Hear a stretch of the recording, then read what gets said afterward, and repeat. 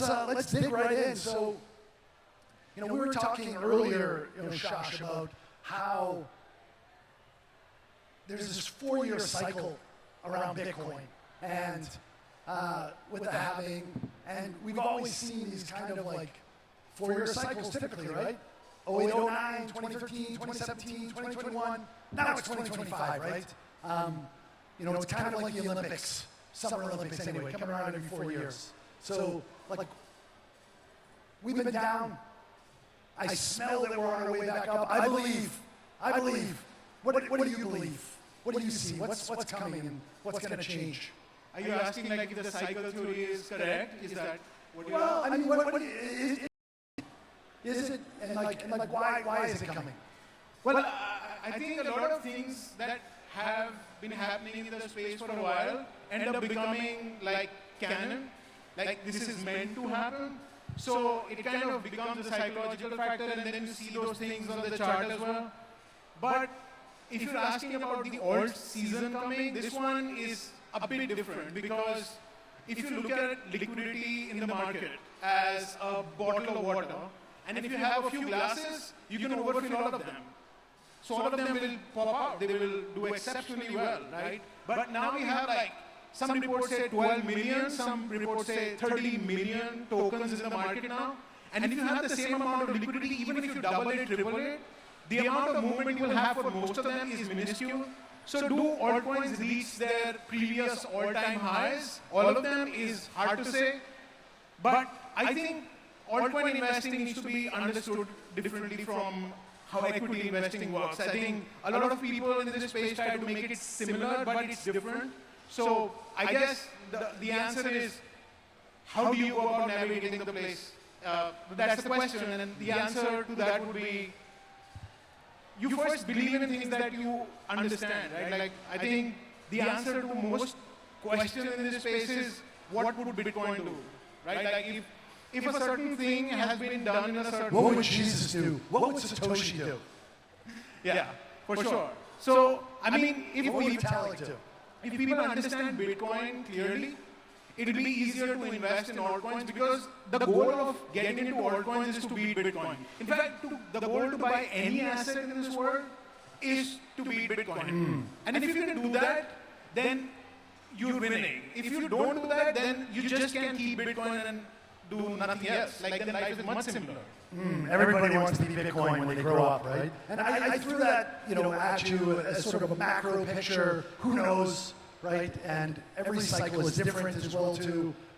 But that kind of collective psychosis does matter for the next cycle. What are you building that's really creating something so that you're one of the hundreds or thousands that pop out of the millions to be able to get people really on board and excited about Web3?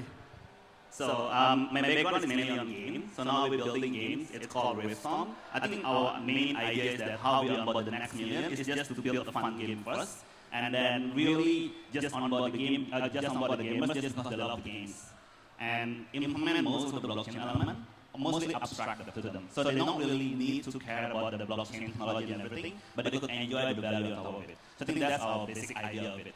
But the problem by doing that, it actually takes a long time to really build the user base. Like, even though we are the top chart in a lot of, like, we are the top 3 in Steam, we just now in Steam Express, we also like top most played demo. So when you say top 3 Web3 game in Steam? On Steam, yeah. But we haven't have the Web3 element there. So it's basically abstracted layers. Yeah, because every time we mention Web3, the platform, the audience is still very sensitive because what happened 4 or 5 years ago. So I think it's fair that it's still sensitive for Web3, and then they just put a tag that if this is an NFT game, it must be a scam. So I think for us, we need to educate them that there's actually a lot of very good value, sustainable value, players' ownership. They actually understand the value, but every time it's tied to the world of blockchain or NFT, somehow there is a big gap. So I think we just need to educate. And then this kind of education takes time. So I think we just build slowly and build more sustainable way. That's great. Tell us about Sandbox, because you guys have been through full cycle and now, been building the whole time. Like, what's the kind of underlying learnings and value that you're really looking to give users? Well, I think for the Sandbox, like you said, it has gone through all the cycles. And I think if you look at any tech cycle, so the Sandbox is probably the recipient of a metaverse bubble, right? Where there was a euphoria and then it went up. And what happens after every tech bubble, if you see it in the .com bubble, you see it in many other tech bubbles previously, the ones that sustain, they can manage their runway well. They are able to deliver a product that the next generation, I guess, will be using, would ultimately be the winner, right? Like case in point, companies like Google, Facebook survive the .com bubble. And that comes from many factors, right? Very good management of treasury, which is something that a lot of blockchain companies don't do well, which is, it's getting better because people are being more responsible. It's not as speculative as it was in the earlier days of ICOs, I would say. So I think that, and the Sandbox has done that very well, very tight treasury management, very careful. It's run very much like a traditional company, so that's why we have, like the oddest title among everyone in the room, simply because we are structured like a multinational corporation, we work in many countries, we are hyper-local yet global, which is an approach that many other companies in Web3 have yet to take, obviously due to many factors. It's not everyone's fault, but because Sandbox managed to have a very good runway and utilize it well and really grow very consciously in every single market, I think that's why I believe that the Sandbox would be the Facebook, the Google of Web3 gaming and metaverses in the long run. But it'll take time, right? Like it'll take time. So that's my take. Double click for us on the hyper local but also global. Like what's an example of that, please? So it's even for most traditional AAA gaming companies, they tend to be very centralized in operations, right? They are like an American studio and a European game studio, and a lot of the marketing efforts, etc., is very much from a centralized location. And that's a challenge for many games in general. Let's not talk about Web3 gaming. But in the Sandbox, unlike many other Web3 companies, we do have presence all across the world. We have them across 4 countries in Southeast Asia alone. And it's not just like community managers, which is what many companies do, but we actually have working BD, etc., full-on organizations. It is an effort to maintain and manage such a large organization across the world. We have them in Japan, Korea, Hong Kong, the Middle East, India, you name it, right? That allows for a lot of local brands to work with the international group, right? Which you don't get. So many Southeast Asian brands and East Asian brands don't actually cross over into Western-made games because they have no one in Asia representing them at a business level. So by doing that, we are introducing brands that Europe never knew existed, but they are massive, right? I would say it's similar to like, Black Myth Wukong, the game. It's an Asian game that took the West by storm, right? They are the exception. Most Western games don't take over the West by storm. So Sandbox, actually our biggest market is Asia because of that, despite not being Asian-made. Great, thanks for sharing. So Arief talked about abstracting away Web3 so that when you play the game, it's, you're playing a game, right? So you're, I think, taking Web3, crypto, making it a lot more palatable, a lot more digestible for people with your very ambitious project. I know you're a publicly listed company, you're working with Nuano here, you told me a little bit about what you're doing. Tell us about how you're bridging the gap. Sure. I'll tell it also because we're in Bali. I'll tell it from the Bali perspective. I first moved to Bali in 2002. So 2002 is like 23 years ago. So it tells you something about my age. And that was Web 1, right? Web 1 was all about just right? It was pretty much taking something physical and giving someone an address online.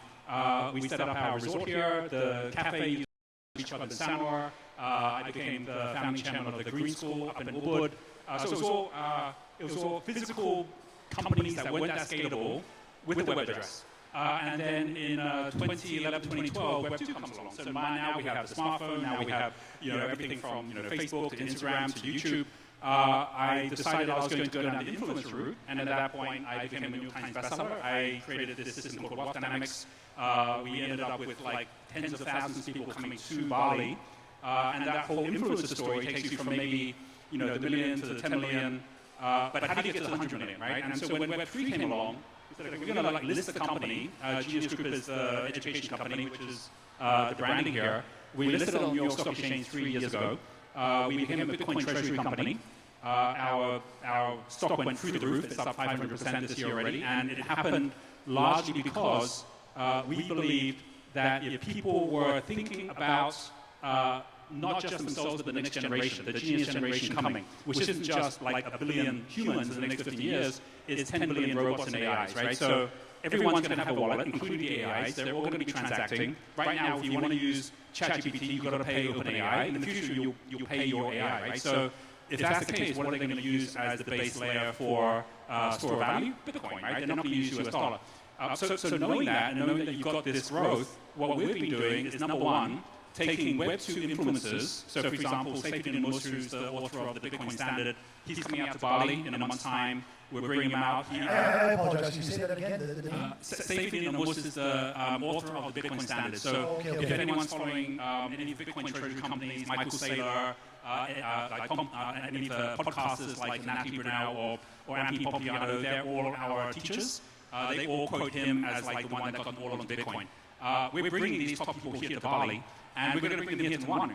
And so we have a summit coming up in a month's time where we're going to be getting to share. But when anyone learns anything that they're doing, you earn gems, which is on our Genius Academy system, which is each gem is a Satoshi. So you're earning money, but these are credits, not like when you go to university and you get credits for your degree, and then they expire the moment you get your degree. That's like getting air miles, and the moment you land, the air miles expire. No, you can use these and spend them.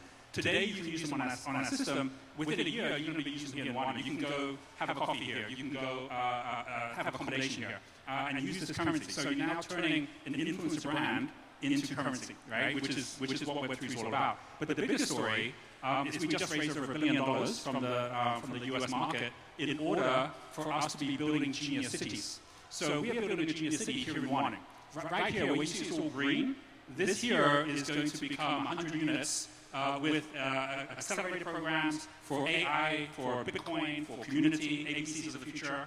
And on top of that is linked in with the primary school, the secondary school, the colleges, the university. We're bringing the top companies that want to be rubbing shoulders with all of the top mentors. And it's tokenized, right? So we're taking 100 people, each one puts in 1 Bitcoin each. You then basically have funded the entire community. You're getting 10% real-world yield, and you're getting that yield off your Bitcoin. And if you want to custody your Bitcoin, you don't even have to sell your Bitcoin. So this is the future, and we're bringing it here, and we're bringing it using the public markets, but with the fact that most of that money gets stuck in a toxic environment like the US, rather than coming out to a paradise place like Bali, which is frankly where people want to be. One of the things really interesting is when I was following the Sandbox story, that was a decentralized Sandbox. I love the whole way that you were creating assets that were digital. What we're doing is we're doing the same thing, but where the world you're going to isn't out there, it's here, right? Like it's a digital layer on the property, on the coffee that you're earning, on the cafe that you're a part of as well. And all the students, like this is the biggest issue we had in green school. Every single student and their parents who all flew in. While I was there, we went from 50 students up to 300 students. Most of them flew from overseas, like you live in Auckland now. And the number of parents who go, I want my kids to have a different education. And the biggest part of it was we said we want the kids to work with companies because the jobs they're learning for aren't going to be there in the future. But these companies are. The problem was all the parents didn't have anywhere to go, so they all just came to school as well. Whereas here, whereas Green School has basically the idea of a playground in a school. Here we have a school. If you haven't been to Pro yet, I recommend you have a look. It's primary school, secondary school here in Wanu. It's a school and a playground. Right? You've got the Creative Center, you've got like all the F&B, you've got all the AI, these kind of festivals coming in. This place which should be full of 13, 14, 15-year-olds, all basically not just learning, but actually giving their advanced thinking for our businesses as well. So this is what we're building. That's beautiful. I think, what's going to happen in the future with AI, I think we're going to be more connected, more creative, I think. And the Green School up near where I live in Ubud, if you're not familiar with it, Mike D from the Beastie Boys and, Johnny Ive, who invented the Nest and the iPhone, they went and sent their kids there. And I think it's really important. My daughter was in the very first graduating class. In that first graduation ceremony, we had Richard Branson, Al Gore, we had Jane Goodall, like top people around the world coming to a small school of like 150 people because they actually cared and believed enough that someone was trying to change the world one of the same thing is happening right now. Amazing. Yeah, so that kind of creativity to be able to foster that. Tell us about how you're including users into the creation and the whole promotion of what you're doing. Yeah, I think since the beginning when we approach like the technology like blockchain itself, we always ask like what is the main like long-term value that users have and how it impact the overall entertainment in general. And we came up with a thesis we call collaborative entertainment. So the idea is that if we see the history of game industry, the first cycle of game industry is driven by console gaming, arcade gaming. So basically it's a one-way fun kind of interaction. And then it mainly driven by the technology advancement, which is IC, like semiconductors, that allows arcade PC and everything. And then the next cycle is happening because of internet. Internet allows social game where people are able to interact with everything. And now we believe we're entering the third era where it will be driven by Web3 and AI. So I think AI will kind of like solve capability gap. So in a way, you will put creation in steroid in everyone, that everyone will become creators. And then Web3 will actually solve the attribution of who create what, who get rewarded with what. So I think combining those two ideas, we believe that the next cycle of entertainment will be a collaborative entertainment, where everybody co-create. Even like players who are able to co-create. For example, like this is a MMORPG, and then I just a new player in that game. I came and there's a big Black Dragon Raid event. And then I just a new players with my old Iron Sword, I came, and I managed to get the last hit. And then somehow, with that last hit, my sword kind of evolved to become the Black Dragon Sword. And it kind of recorded on the blockchain, and it's basically provenance. But the idea here is that me as a player becoming a co-creator of this sword. Imagine 10 years later, this Black Dragon Sword become, oh, this is like sword created. Yeah, legendary by this player. Yeah. So that kind of provenance, co-creation, will be the next future of collaborative entertainment. That's how we see it. Yeah, I fully buy into that. I think, I'm an internet guy since entrepreneur since '94, and people talk a lot about personalization. And now the internet is so personalized, it's maybe almost creepy, but it's, when you talk to your wife about something and then, Google Nest hears you and then you get an ad for it the next day. But it took 10, 12, 15 years for that to happen. And then people talk about this provenance or this, ability to modify or to be able to like custom create things. And I think that's going to really make something very, very special, I think. And tell us about some of the ways, because you guys really pioneered a lot of that collaboration, creativity in Sandbox by making it really pixelated and simple, but very functional. Well, I think for the Sandbox, we've been a big advocate of the creator economy. Being decentralized is about getting the input not just from the platform, but the community. And we've been very community-focused.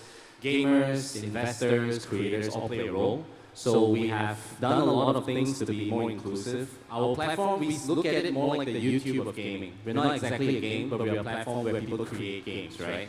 So there's a lot of education involved. We have lots of university partnerships. There is some education involved so that people can independently be a part of the platform and express their vision and monetize it.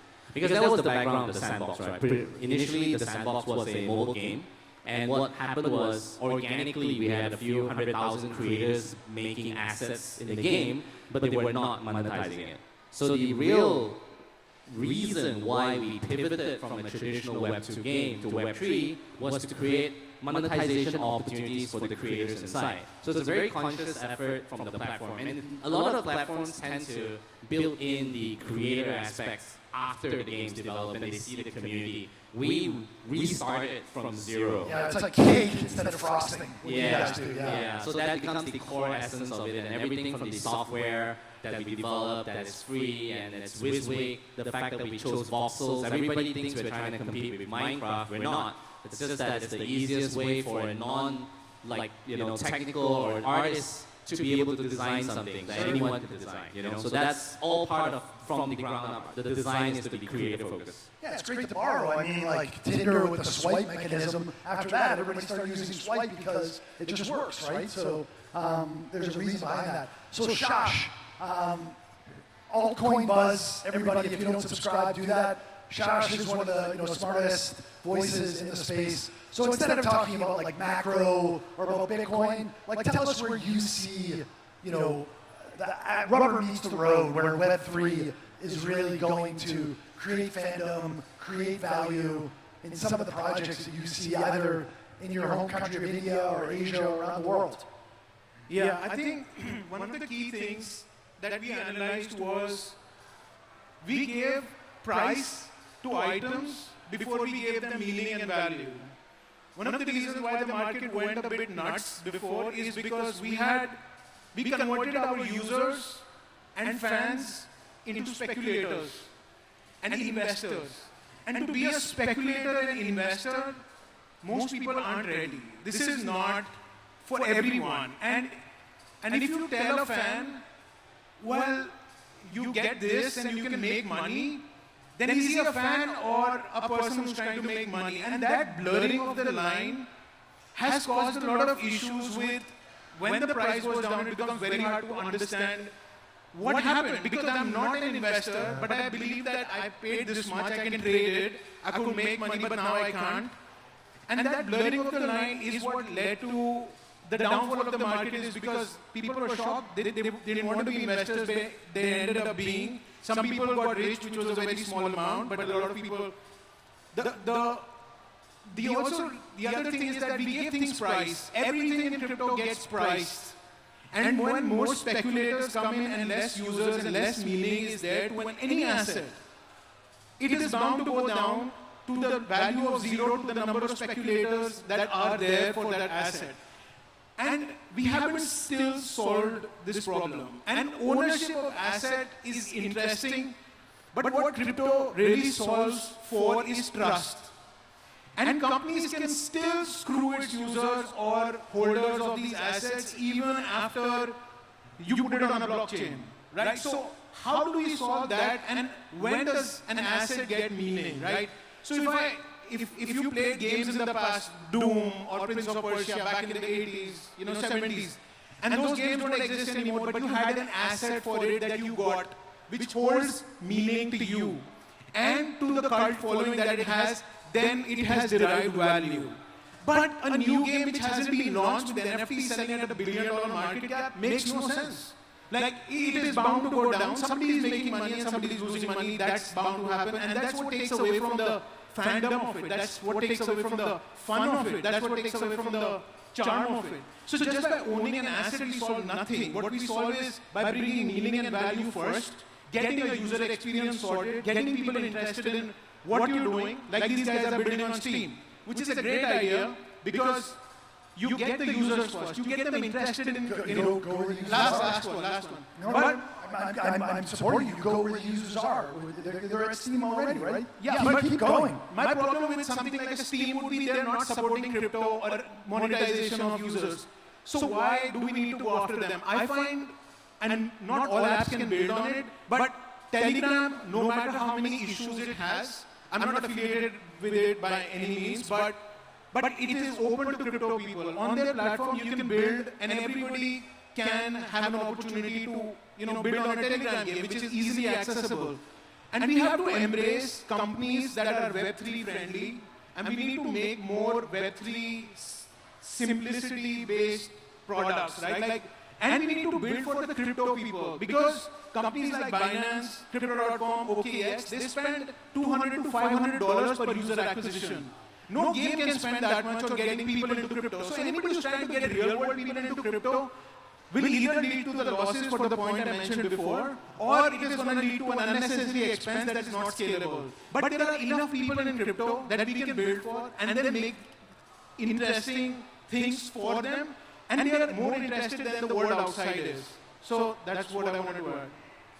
Shash, the tech poet, philosopher, king of Web3, well done. So the best part about Web3, it's the tokenized version of the internet. The worst part about Web3, it's the tokenized version of the internet, right?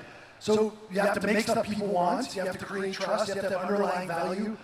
Let's wrap up with you talking a little bit more about this underlying value that you're really offering and creating with what you're building. Well, I think just what Sash was saying, like the only way to understand value is knowing where it's getting destroyed, right? So if you want to know who's the number one person who has destroyed the altcoin market, is Taylor Swift. Why is it Taylor Swift? It's like the entire Web2 mindset is the influencer mindset, where if we're looking at something or investing in something, asking ourselves the question, am I interested in this? Interested in Taylor Swift? I was at the crypto ball in January when the Trump coin came out. It went from 70 cents to $70 and all the way back down again, right? Someone saying, am I interested in Donald Trump? As long as you're in Web 2, you're thinking, am I interested in X? Web 3, what's going to make it successful is not asking, am I interested in X? Is X interested in me? It's like, is my AI more interested in me than the influencer I'm following, right? If you're buying crypto or you're getting into a meme coin because you're trying to chase it up so that you can then sell it to someone else who's as interested in what you're interested as you are and then get out, versus saying, wait, is there something that I am actually creating value in where I'm getting a return? I'm not going to sell it because I'm getting 10%, 15%, 20%. Someone comes into our Genius City, they're not wanting to sell because they're getting a return from their creativity. Someone who's learning and then they're going to get a cup of coffee, they're going to learn again tomorrow, they're getting another cup of coffee. So we're going to see communities build, and community is the opposite of influencer. It's about basically it's intimacy as opposed to impact. It's not who's got 10,000 or 100,000 people following them. It's who's got one or two people that actually find something that they find valuable. And anyone here who goes out and creates a coin that is designed around a community which is useful and valuable, everyone wins, right, when that happens. And that's what we're doing here in Wanu. That's what we're doing in Genius City. So let me double click on that. So the board game Catan, I don't know if you've ever played Catan, right? You have these little engines of prosperity. I got wood, I got brick, I got ore. Like your little, turning quite big, like engine is education. Is that the core? Like what's creating these returns? Education is in the base, but only because of lifelong learning. All of us here are here because of lifelong learning. We realize that what we learned yesterday isn't good enough for tomorrow, so we have to keep on learning. Most people aren't doing that. So the first thing is realizing that the number one asset you have is yourself, and if you keep on learning, you're improving the value of your asset. If you can monetize that in easy ways, do what we do and go and take the hard route, which is go become a public listed company in the New York Stock Exchange, that takes a long time. You want to actually create a currency or be part of a currency which actually is going to be of value to others, and then exchange that currency. You don't need the US dollar or the Thai baht or the Indonesian rupiah. You can actually create your own communities. That was the idea of Sandbox originally. The challenge was Sandbox was like every other digital world where everyone then struggled to find the traffic, right? Because the traffic is going everywhere all at the same time. Hyperlocalization is when traffic shows up in one place. Wanu has over 4,000 people every single day, not even a day like this, that show up here. So you don't have to go looking for people because they're coming to you. So your city is like, there's rents, there's apartment rents, there's F&B rents, there's stores, there's education. It's all of it. Imagine every day you're not educating yourself and your children to work up to your day's work, which is go get a wage and then try and do something with your spare time, is waking up every day to your life's work, right? Which means that here in Bali, if you were to ask someone in a Banjar, in a Bali village, what do you do? They're not going to say, I'm an Uber driver, or I'm an accountant, or I'm a CEO. They're going to say, I'm a dancer, or I'm an artist, right? Or I'm a musician. Because their village work is more important, which is their giving, is more important than their getting, which is their money work. So they have money work, yes. You have village work, yes. You have personal work, which is how you're growing. MVP is what we're educating our kids on. It's what we educate within our community. You earn your crypto gems while you're doing it.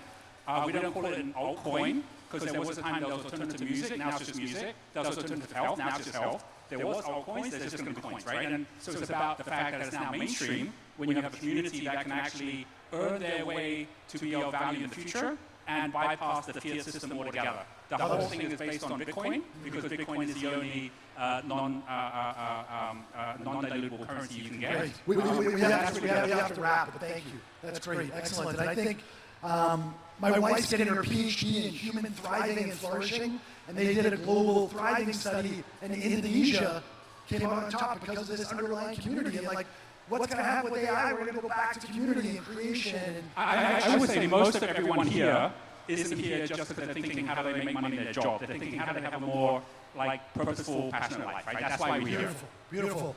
Guys, round of applause for our amazing panelists. Thank you very much. You guys can exit on this side of the stage. Leave your hands, please.